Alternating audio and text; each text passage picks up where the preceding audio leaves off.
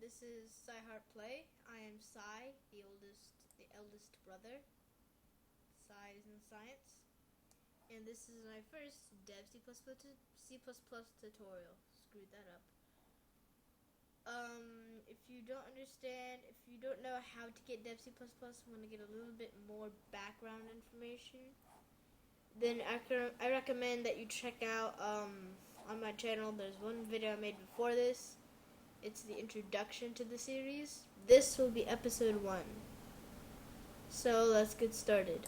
If you remember from last time, we made a document. Alright, I saved mine in tutorials. You saved yours wherever you did.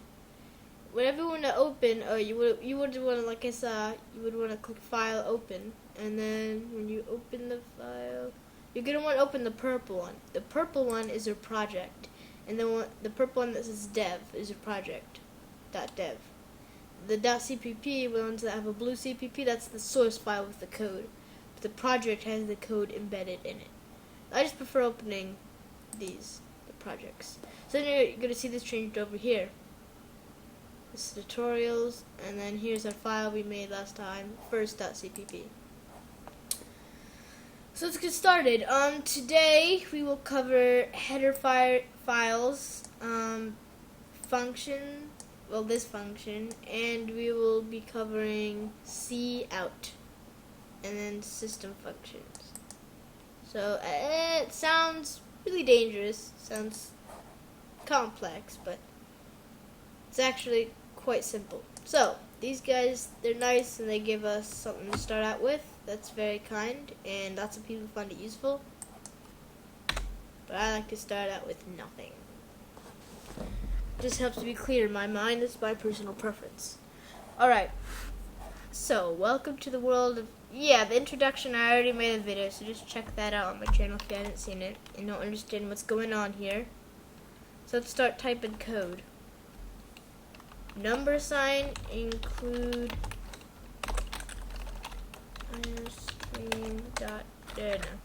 Okay, you know what? I'm gonna go type a little bit of code down. You guys aren't gonna be understanding what it is just yet. I'll explain it in a few minutes. Don't worry, or seconds. So let me just type this.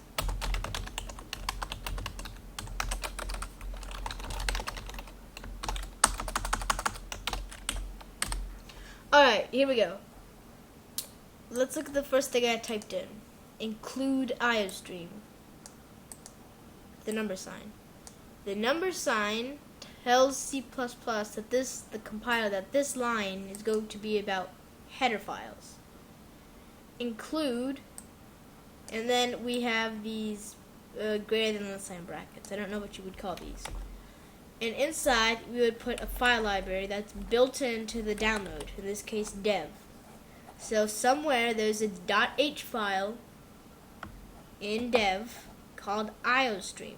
And we need to use the syntax, syntax is the code, like stuff you would type in. So we would use the syntax for it. So this gets all the syntax that we'll need for this project. In the future, we'll be working with more header files, and maybe even creating our own header files. That's interesting. Alright. Using namespace. STD stands for standard. I really don't know what this does, because I've never really used C++ without it. You want to declare this all the time. I heard it saves you a lot of time, because otherwise you have to write a bunch of code after each line. Just write this and it'll make your coding job a lot easier. I can't tell you more about it because, to be honest, I've never even heard of not using this. Alright. C++ is composed of functions. Now, like this one. Functions tell the C++ what to do, and we'll get into more later. But the very first thing the compiler does is it looks for main, and it starts there. So it's going to look for a function called main. It's an integer function, and I'll talk to you guys about that later. These curly brackets close all the code. For the first few lessons, all of our functions, everything is going to be inside these two brackets. So, what do we do? Okay, what do we want to do with this program?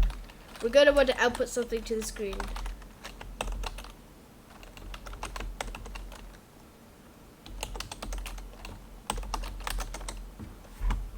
What this pretty much is, cout is something in the IOStream library. Cout basically means console output or computer output.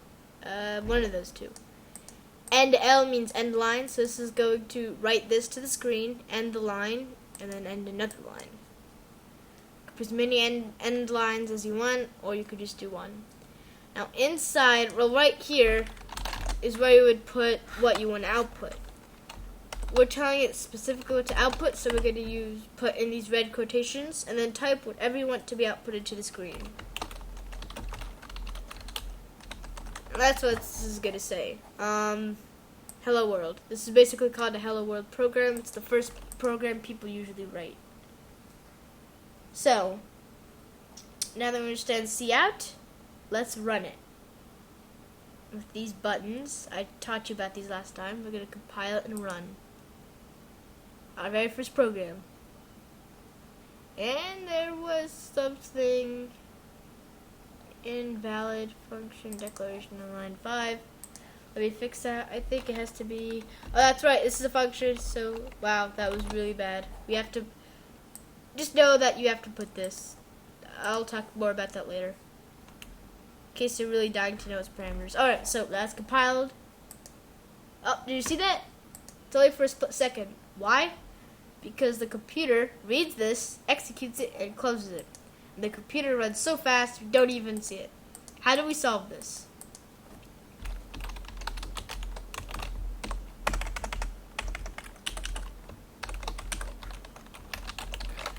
System pause. What this does, it's a system function. There'll be 2 more we're going to talk about today if we have time, because it's starting to get a bit of a crunch. System pause, what this does is it basically tells the console to say press it, you can continue, ... It pauses the program pretty much. It's really useful. Let's see what it does. Check it out, the very first. Alright, so this is what happens. It includes the IOStream, it outputs hello world, it ends the line, and then ends a second line in front of it. And then it decides to put system pause, press it, you can continue, ... I press any key on my keyboard, and it closes the program. I could put hello something random or something, hello Apple's world, and it'll just output that. It'll output the string to the screen. And what would happen if I took out one of these end lines? Well, can you guys guess what would happen? That's right, it doesn't tell us to end the next line, so the press that you can continue message could be that much closer. We have 2 minutes, I'm going to hurry this last 2 bits. 2 lines of code. System, oh gosh. You know what, I'm just going to copy these because I'm a combination of being lazy and not having time. Title and color. Alright, title, it basically sets the title, like this one is dev C++ 4.9.9.2 -tutorials-tutorials.dev, whatever it is. This is basically going to be the title of your window. It's like, hello, and then I'm just going to comment this out. I'll talk to you about comments later. I'm running low on time. Alright, hello, see look, hello's right here, that's the title, here's the title, Hello Apple's World. That's not a very useful program. We'll be looking at it later. Okay, I've listened 1 minute. So this one, system color, what it does. By the way, a comment you could declare by having 2 backslashes. That makes the entire line a comment. Comments are ignored completely by C++. They're used for typing in messages to people who look at it. You could also do this to encase multiple lines of code in your comment. What color does, it sets the color. You could have color 2, I believe that makes the text green with black background. Oh no, are you telling me that? Yeah, it's probably gonna. Alright, now the text is green. If I put 4, that means it's gonna have background is gonna be affected too. That means green background, so when you put 2 digits, it affects the background too. Alright, so now this is our first program. And this is what we got for this.